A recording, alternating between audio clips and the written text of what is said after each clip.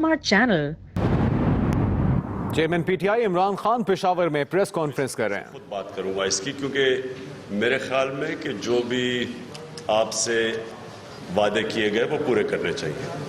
اور جو دوسری یہ آپ کہتے ہیں کہ شاہ فرمان ٹیلی فون نہیں اٹھاتا، میرے بھی ٹیلی فون یہ نہیں اٹھاتا، لیکن میں اس کو پورا سنتے لیں. ایک منٹ پلیز میری بات سنیں. میں ابھی یہ جو آپ کوئی اور بات کر رہے ہیں کہ کوئی وکٹمائزیشن ہے کہ ایڈز کے اوپر، یہ میں نے ابھی ان سے خود بات کی ہے. ہمیں کوئی انفارمیشن ملی تھی، انہوں نے کہا کوئی کسی قسم کی اس طرح کی نئی چیز ہوئی. اوکے، تو میں یہ آپ کی اس طرح کی نئی چیز ہوئی. اوکے، تو میں یہ آپ کی ڈیمانڈز آج ہی 1 گھنٹے کے اندر اندر پرویز کھٹر کو پہنچا دوں. خان صاحب اتنا ایڈ کر دوں تاکہ انہوں نے کیا، میرے سے پہلے خان صاحب چیف منسٹر صاحب نے ان کے ساتھ کمٹمنٹس کی تھی. 1 کروڑ روپے ون ٹائم جو انہوں نے اناؤنس کیا تھا اور ان کا حق بنتا ہے. اس کے لیے جو ڈپارٹمنٹ نے سمری موو کی، وہ سمری جو ریجیکٹ ہوئی، اس کے اوپر میں نے سیکرٹری سے پوچھا، سیکرٹری تبدیل ہوئے کہ وہ سمری ون ٹائم کے لیے اکیلی سمری جانی چاہیے تھی، کیونکہ وہ سی ایم صاحب کی اناؤنسمنٹ تھی. سی ایم صاحب سے میں نے بات کی کہ وہ سب کے ساتھ جا کے وہ ایک ایشو تھا، لیکن وہ پروسیجرل ایشو ہے، وہ حل ہو جائے گا.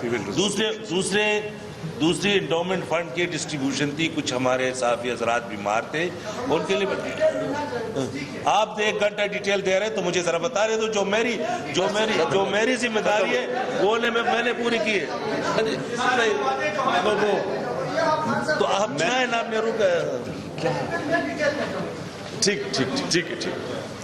اچھا جی، اب یہ مقصد جو پریس کانفرنس کا جس میں آپ سب کو بلایا، اس کا مقصد یہ کہ مجھے بڑا خطرہ ہے کہ جو ایک موقع ملا ہے فاٹا کو مرج کرنے کا پختونخوا کے ساتھ، یہ فیڈرل گورنمنٹ کی جو بھی مجبوریاں ہیں اس کی وجہ سے یہ موقع کو ضائع کیا جا رہا ہے.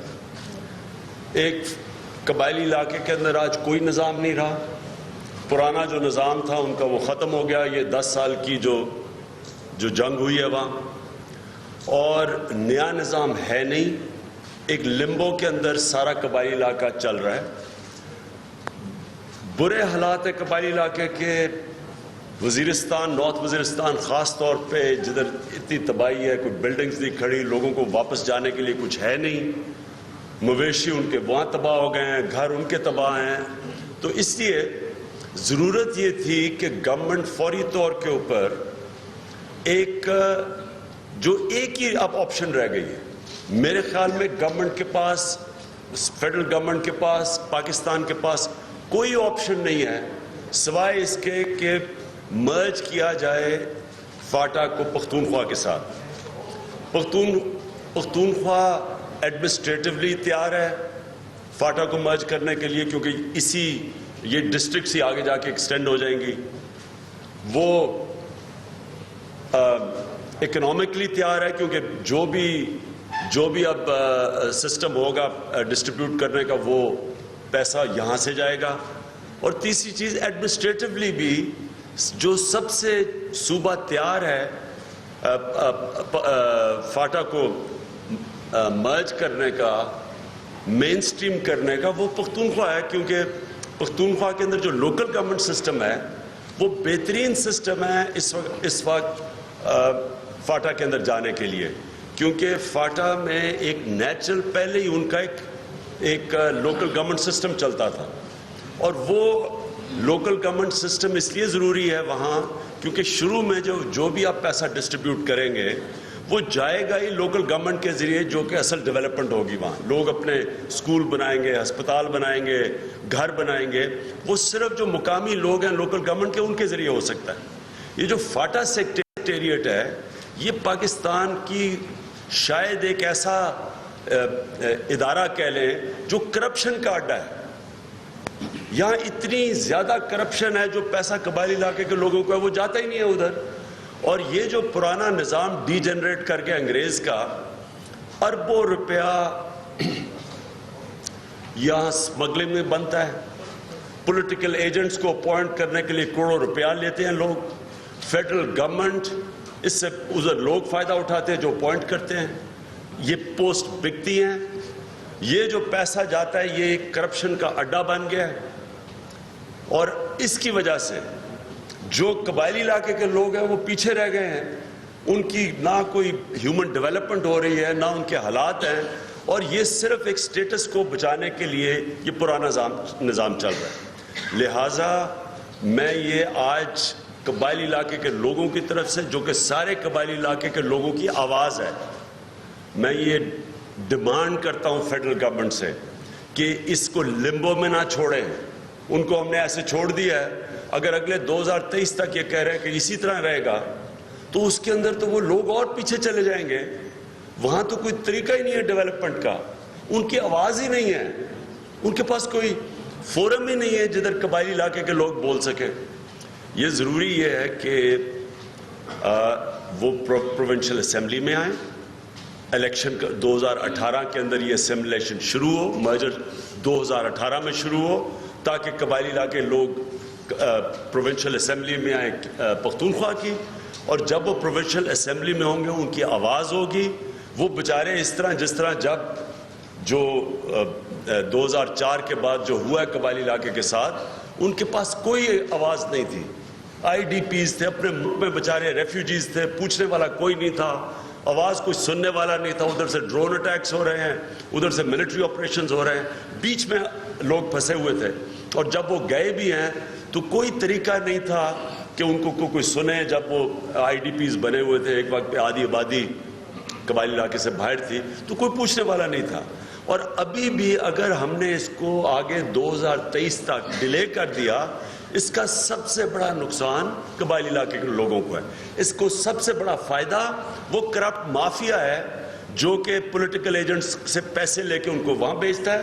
وہ اربوں روپے کی کرپشن وہ سارے علاقے میں کرتے ہیں, اور وہاں یہ کرپشن کا ہے. اور جو پیسہ بھی جاتا ہے قبائلی علاقے کے لیے وہ بھی ان کے اوپر خرچ نہیں ہوتا, وہ بھی کرپشن میں چلا جاتا ہے. اور یہ قبائلی علاقے کے لوگوں کی ڈیمانڈ اس لیے ہے کہ وہ چاہتے ہیں کہ ان کی کوئی آواز ہو, کوئی ایک میکنزم ہو, ان کو کوئی سنے, ان کے کوئی ایڈمنسٹریشن وہاں ہو.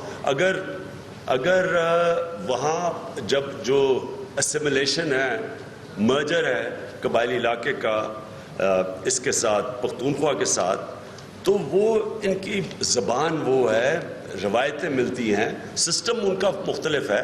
تو وہ سسٹم بھی اگر گریجولی چینج ہونا ہے تو ابھی سے شروع ہو, کیونکہ یہ آسان پروسیس نہیں ہے. ان کے مختلف قوانین ہیں, ان کے اگر ہم نے عدالتیں یا جیل بھی بنانے ہیں تو وہ ایک آہستہ آہستہ جو بھی پروسیس بننا ہے ابھی سے شروع ہو. اگر یہ 2023 تک اس کو ڈیلے کیا, میرا خدشہ یہ ہے کہ ایک بالکل جدھر کوئی نظام ہی نہیں ہے سارے قبائلی علاقے میں, ہم موقع دیں گے اپنے دشمنوں کو جو کہ یہاں انتشار پھیلانا چاہتے ہیں پاکستان میں. اس کیوس کے اندر جب کوئی نظام ہی نہیں ہے وہاں, نہ پرانا نظام ہے اور نیا نظام ہے نہیں, اس کے اندر یہ موقع ملے گا دہشت گردی کو جنم لینے کا پھر سے. اگر یہ نیچے آئی ہے دہشت گردی ضرب عضب کی وجہ سے, تو یہ بڑی گولڈن اپرچونٹی ہے کہ وہاں اب اس کو پختونخوا کا حصہ بنا کے وہاں ڈیولپمنٹ شروع ہو, وہاں ایک نیا نظام آئے. تو یہ تو 2023 تک تو ہم قبائلی علاقے کے لوگوں سے بھی ظلم کر رہے ہیں, اور جو بھی یہ دہشت گردی نیچے آئی ہے ہم موقع دیں گے کہ پھر سے ادھر ایک جنم لے, ایک کیوس کے اندر ایک ایسا علاقہ جدھر کسی قسم کا رول آف لا ہی نہیں ہے, تو ادھر ہم یہ موقع دیں گے پھر سے ان کو جرمنیٹ کرنے کا, اور اس کا نقصان ہوگا سارے پاکستان میں. لہٰذا میری یہ فیڈرل گورنمنٹ سے ڈیمانڈ ہے, اور ہم قبائلی علاقے کے لوگوں کے ساتھ مل کے اگر ہمیں ڈیمونسٹریشنز کرنی پڑے گی ہم کریں گے.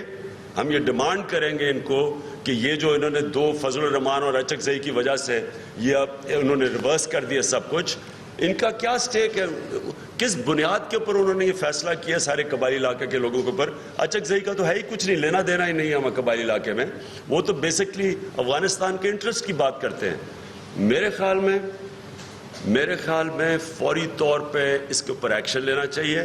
بدقسمتی یہ ہے کہ اس وقت فیڈرل گورنمنٹ وہ بالکل ایک فریز ہوئی ہے, وہ بالکل مفلوج ہوئی ہے, کیونکہ فیڈرل گورنمنٹ کا سارا کام یہ ہے کہ ایک نااہل پرائم منسٹر کو بچانے کے لیے, اس کو پروٹوکول دینے کے لیے, ساری اسمبلی میں سے ایک اس طرح کا قانون انہوں نے پاس کروایا ہے جو کہ کوئی تصور بھی نہیں کر سکتا کسی ڈیموکریسی میں کہ آپ یہ کہیں جی چور ہو, ڈاکو ہو, قاتل ہو, آپ پارٹی کا ہیڈ بن سکتے ہو. اس طرح تو کوئی کسی دنیا کی ڈیموکریسی سوچ بھی نہیں سکتی ایسی بات کرنے کو. تو وہ صرف اس لیے کر رہے ہیں, ان کا ساری کانسنٹریشن ہے ایک ڈسگریسڈ, جس کو باہر لکھتے ہیں ڈسگریسڈ, ایک نااہل پرائم منسٹر کو بچانے کے لیے. اور وہ بھی وہ اس لیے یہ سارا کچھ ہو رہا ہے. میں یہ آخر میں یہ بات کہہ دوں, یہ کیوں کر رہے ہیں نواز شریف؟ اب وہ الیکشن تو لڑ ہی نہیں سکتا. یہ کیوں نون لیگ کو استعمال کر رہا ہے ایک فوج کو اٹیک کرنے کے لیے, عدلیہ کو اسپیشلی اپنے سپریم کورٹ کو اٹیک کرنے کے لیے کیوں کر رہا ہے؟ کیونکہ اس کو پتہ ہے, یہ لوگوں کو ابھی نہیں سمجھ آ رہی, کہ جس دن اس کو کنوکشن ہو گئی منی لانڈرنگ میں, جتنے بھی ان کی اربوں روپے کی باہر پراپرٹیز ہیں, اربوں روپے کی ان کی ساری پراپرٹیز ان کے اوپر فریز کر دی جائیں گی. اور وہ جب تک اگر یہ ثابت ہو گیا کہ انہوں نے منی لانڈرنگ سے ہی پیسہ باہر لے کے گئے ہیں, تو وہ ساری پراپرٹیز فریز ہو کے وہ پیسہ پاکستان آئے گا. تو ان کو ڈر یہ ہے, یہ لڑ رہا ہے نواز شریف, کوئی کسی اصول کے لیے نہیں, کسی کے لیے نہیں, صرف لڑ رہا ہے کہ اس کو اب ڈر ہے کہ وہ سارا جو پیسہ اس نے اتنی محنت سے چوری کیا ہے اس ملک سے اور باہر لے کے گیا ہے, وہ سارا پیسہ فریز ہو جائے گا اور پیسہ پاکستان آئے گا. مفتی سجاد امیر GOI جوائن کر رہے ہیں. جی یہ بتائیں کہ 9 اکتوبر کو فاٹا کے مشورہ کیا پاکستان تحریک انصاف اس کو سپورٹ کرتی ہے, اس میں حصہ لے گی یا نہیں؟ یہ جو فاٹا کے حوالے سے جو ادھر ہے 9 اکتوبر کو وہ دھرنا دے رہے اسلام آباد, اس میں ہم پارٹیسپیٹ کریں. بالکل پارٹیسپیٹ کریں گے جی. اور ہم بلکہ ان کے ساتھ, فاٹا کے لوگوں کے ساتھ سپریم جو بھی وہ کوئی پبلک کے اندر جا کے جو بھی وہ پبلک مظاہرے کریں گے, ڈیمونسٹریشنز کریں گے, ہم بالکل ان کے ساتھ ہوں گے. مفتی سجاد ایک شخص کو بچانے کے لیے جو ہے تمام چیزیں ہو رہی ہیں اور ریپوٹیشن کی طرف جا رہے ہیں, تصادم کی طرف جا رہے ہیں, کیا آپ سمجھتے ہیں کہ خودوں کی چاہت ہونے کی آ رہی سنائی دے رہی آپ کو؟ میں بالکل نہیں سمجھتا جی. جو مجھے اندازہ ہے کہ جو آرمی چیف کی سٹیٹمنٹس بھی ہیں, مجھے تو بالکل مارشل لاء کی کوئی آواز نہیں نظر آ رہی. میں سمجھتا ہوں کہ یہ پوری کوشش کر رہے ہیں نواز شریف اس چیز کے لیے. نون لیگ کے لوگ جو سٹیٹمنٹس دے رہے ہیں, دیکھیں سب سے بڑی بات یہ ہے کہ سپریم کورٹ کے اوپر یہ جو کھلے عام انہوں نے اٹیک کیا ہے, اگر یہ سپریم کورٹ کو اٹیک کر رہے ہیں, اور یہی نون لیگ کے وزیر اور نواز شریف جب یوسف رضا گیلانی کو سزا ہوئی تھی تو انہوں نے تب کیا زبان استعمال کی تھی؟ تب تو سپریم کورٹ کے ساتھ کھڑے تھے. اور جب میمو گیٹ تھا تو نواز شریف کوٹ پہن کے چلا گیا تھا سپریم کورٹ پاکستان کے انٹرسٹ فوج کو بچانے کے لیے. اور اب وہ سارا کچھ 180 ڈگریز وہ بالکل سپریم کورٹ کو کھل کے اٹیک کر رہا ہے. اس کا مطلب یہ ہے کہ یہ پاکستان کی جمہوریت کو اٹیک کر رہا ہے, کیونکہ جمہوریت میں ایگزیکٹو ہوتا ہے, لیجسلیچر ہوتا ہے اور عدالت ہوتی ہے. تو ایک لیجسلیچر کو ساتھ ملا کے اگر ایگزیکٹو سپریم کورٹ کو اٹیک کر رہا ہے تو یہ تو جمہوریت کو اٹیک کر رہا ہے. اور یہ کر اس لیے رہا, میں پھر سے لوگوں کو ریمائنڈ کروانا چاہتا ہوں, اصل مقصد یہ ہے کہ ان کو پتہ ہے کہ ان کے جتنے اربوں روپے, ان کے بچوں کی اربوں روپے کی پراپرٹیز ہیں, سب کی اربوں روپے کی پراپرٹیز ہیں, ان کو پتہ ہے کہ جس دن یہاں کنوکشن ہوئی منی لانڈرنگ میں, یہ سب کچھ فریز ہو جائے گا. یہ پیسے بچانے کے لیے سب کچھ پاکستان کو نقصان پہنچایا جا رہا ہے پیسے بنانے کے لیے. اور ان کے وزیروں کو سب کو پتہ ہے کہ نواز شریف جھوٹ بول رہا ہے. 4 وزیروں نے سٹیٹمنٹس دیے ہیں کہ 90 کی دہائی میں ان کی پراپرٹیز یہ میفر فلیٹس تھے, اور یہ کہہ رہے ہیں 2006 میں. اور اصل میں اگر یہ 90s کی دہائی میں انہوں نے میفر کی پراپرٹیز لی ہیں, مریم نواز کے پاس تو پیسہ ہی نہیں تھا. اس کا مطلب نواز شریف نے اس کے نام پہ اربوں روپے کی پراپرٹیز باہر لی ہیں. تو اس لیے یہ سب کو پتہ ہے کہ یہ جھوٹ بول رہے ہیں, لیکن یہ ان کے انٹرسٹ ان کے ساتھ ہیں. یہ جو لوگ آج نواز شریف کے ساتھ کھڑے ہیں, ان کو پتہ ہے کہ اگر کرپشن کے اوپر شروع ہو گیا احتساب تو اگلی میں ان کرپٹ لوگوں کی بھی باری آئے گی. تو اس لیے سب ملے ہوئے ہیں.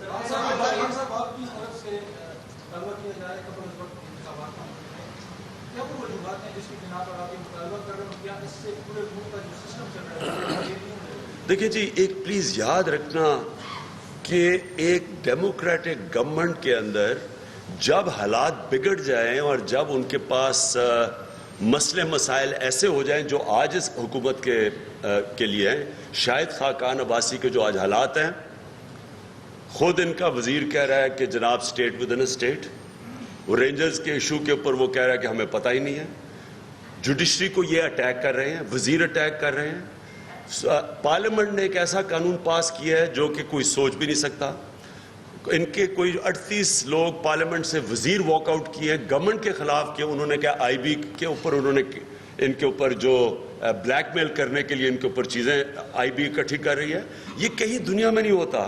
پھر اکانومی کا جتنا برا حال پاکستان کی اس وقت معیشت کا ہے یہ کبھی ہوا ہی نہیں ہے، ریکارڈ قرضے، سب سے کم ایکسپورٹ، سب سے زیادہ امپورٹس، انویسٹمنٹ سب سے گر گئی ہے۔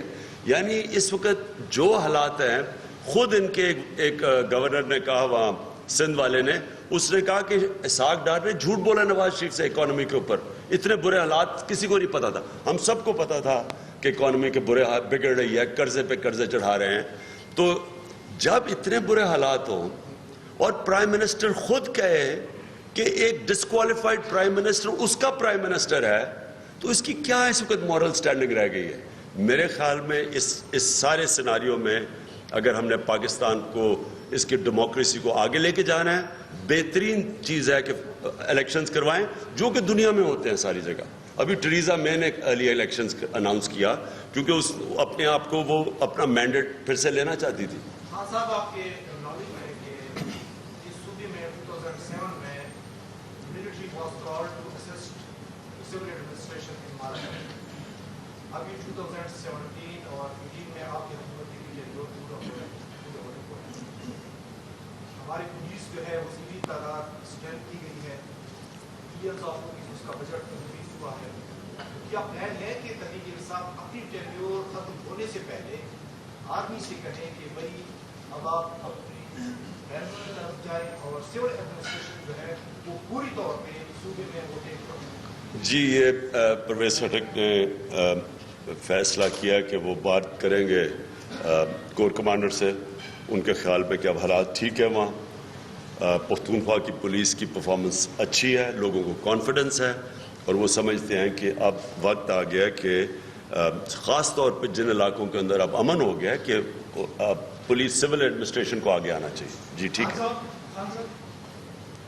کرپشن کے حوالے سے جب بات ہوتی ہے نیب کا ذکر آتا ہے، نیب کے چیئرمین کے نام کے حوالے سے آپ کی طرف سے 3 نام، پی ٹی آئی کی طرف سے، پیپلز پارٹی کی طرف سے، گورنمنٹ کی طرف سے مختلف نام سامنے ہیں، اور چیئرمین نیب کی تصویر جو کہ چند روز میں ختم ہو جائے گا، نئے چیئرمین آنا ہوگا، وہ انتہائی اہم ہے۔ اس کا حل کس طرح نکلے گا؟ کس طرح اتفاق رائے پیدا کیا جائے گا کہ ایک شخص جسے چیئرمین نیب مقرر کیا جائے؟ اس کا کس طرح راستہ اور وے نکالا جائے؟ دیکھیں، یہ ایشو ہوتا ہی نہ اگر جب قمر زمان کو انہوں نے سلیکٹ کیا نیب کا چیئرمین، اگر خورشید شاہ کے اوپر بھی کرپشن کیسز نہ ہوتے اور نواز شریف کے اوپر بھی کرپشن کیسز نہ ہوتے، تب وہ بشک دونوں اپوزیشن اور گورنمنٹ بیٹھ کے تو اپنا نیب کا ہیڈ چوز کر لیتے۔ لیکن جب اس کے اوپر کوئی پتہ نہیں کتنے 15-16 کتنے نواز شریف کے اوپر کیسز ہیں، خورشید شاہ کے اوپر کرپشن کا کیس ہے، تو وہ پھر اور آصف زرداری کے اوپر کرپشن کے کیسز، تو وہ پھر کیسے ایک ایسا غیر جانبدار کریڈیبل نیب کا چیئرمین لے کے آئیں گے؟ کیونکہ جب ان کو خود ان کا انٹرسٹ ہے کہ ان کا احتساب نہ ہو کیونکہ ان کے اوپر کیسز ہیں، تو انہوں نے پھر قمر زمان کی طرح کا آدمی چوز کرنا تھا۔ اب یہی مسئلہ پڑا ہوا ہے، جو قمر زمان کا ایکسپیرنس ہوا ہے، جو اس کے دور میں کرپشن بڑھی ہے، سپریم کورٹ نے جو ریمارکس دیے قمر زمان کے اوپر، نیب چیئرمین کے اوپر، وہ سب کے سامنے ہیں۔ تو اب خوف یہ ہے کہ یہ پھر اپنا کوئی آدمی لے آئیں گے جو کرپشن ان کی پکڑے گا نہیں بلکہ کو بچائے گا، ہمیں یہ ڈر ہے۔ اس لیے ہم نے کوشش کی اپنے 3 بڑے غیر جانبدار نام دینے کے لیے۔ اچھا، میں مفتی سجاد صاحب جو JUI سے نوشہرہ میں PTI کو جوائن کیا، میں آپ کو JUI کے امیر رہے اور NF5 کے کینڈیڈیٹ رہے، تو یہ جوائن کیا، میں ان کو خوش آمدید کہتا ہوں۔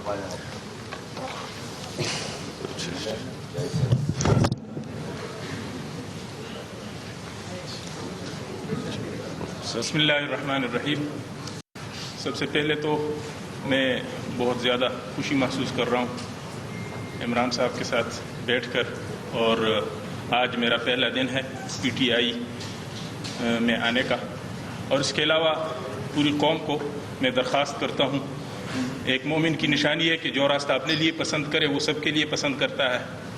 تو میں چاہتا ہوں کہ پوری قوم کا ہر طبقہ آئے اور عمران خان کو سپورٹ کرے. ہماری قوم کا ایک مزاج ہے, پاکستانیوں کا ایک مزاج ہے کہ جرأت مند, نڈر, بے باک قیادت کی ان کو ضرورت ہے, اور جب وہ اسے پہچان لیتے ہیں, اور اس میں کوئی شک نہیں کہ پوری قوم کو, چاہے وہ پی ٹی آئی میں ہیں یا پی ٹی آئی سے باہر ہیں, ان کو عمران خان سے ایک قلبی تعلق ہے, ایک لگاؤ ہے, ایک اعتماد ہے ان کے اوپر. اگرچہ میں نے محسوس کیا ہے, پی ٹی آئی میں تو آج آیا ہوں, پی ٹی آئی سے باہر رہ کر میں نے محسوس کیا ہے کہ اگر کوئی مخالف بولتا بھی ہے تو اس کا دل اس کا ساتھ نہیں دیتا, اس لیے کہ ان کا ایک کردار ہے جو قوم کے سامنے رہا ہے, قوم کے دلوں میں یہ قوم کے دلوں پہ راج کرتے ہیں. تو قوم ایک مرتبہ ذرا آگے بڑھ کر خان صاحب کا ساتھ دے اور خان صاحب کو اس ملک کا وزیر اعظم بنائے, اور جس طرح انہوں نے وزیر اعظم کو جو ہے ان کا پیچھا کیا اور ان کے کرپشن کو ظاہر کیا, اسی طرح پورے ملک سے کرپشن کا صفایا کریں گے انشاءاللہ تعالی. اور میں جب فیصلہ کیا پی ٹی آئی میں آنے کا تو میں نے خان صاحب کے یوٹیوب پہ وہ سارا کچھ سنا, ان کے جلسے, ان کے انٹرویوز, میں نے کہا تھا کہ میں ان کو سمجھوں, اس کی کوشش کی میں نے. تو میری سمجھ میں جو بات آئی وہ یہ ہے کہ قوم کو اس وقت مضبوط ہونے کے لیے اور مستحکم ہونے کے لیے دو چیزوں کی ضرورت انہوں نے محسوس کی, اور وہ واقعی ہے. ایک کرپشن سے صفائی, کرپشن کا صفایا, اور دوسرا ایجوکیشن, تعلیم, کہ ہماری قوم وہ بہتر تعلیم حاصل کر لے, جہالت سے باہر آ جائے, کرپشن سے اور بددیانتی سے باہر آ جائے. انشاءاللہ تعالی ان دو بیماریوں کا خان صاحب نے جو اس کی تشخیص کی ہے, حقیقت میں یہی ہماری قوم کی یہ دو بیماریاں ہیں, ان کا پیچھا انہوں نے کیا ہوا ہے, ہم ان کے ساتھ ہیں انشاءاللہ تعالی. میں علماء کرام سے بھی کہتا ہوں کہ یہ جو دلوں میں قسم قسم کے وسوسے ہیں اور خدشات ہیں اور قسم قسم کی باتیں ہیں, ان سب باتوں کو جو ہے وہ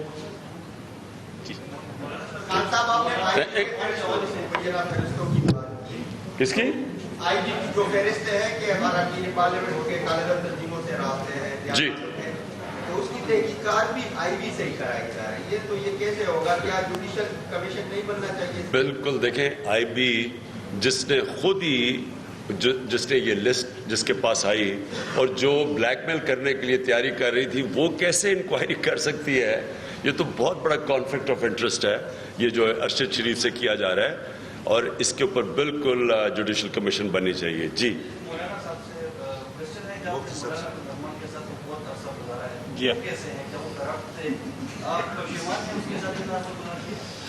دیکھو, بہتر سے بہتر کی کوشش کرنی چاہیے زندگی میں. تو اگر میں ان حالات میں یہ سمجھا ہوں کہ خان صاحب کی قیادت میں ملک آگے ترقی کر سکتا ہے, تو مجھے پھر کچھ حرج نہیں ہونا چاہیے آگے آنے میں اور خان صاحب کا ساتھ دینے میں. Thank you ji, thank you.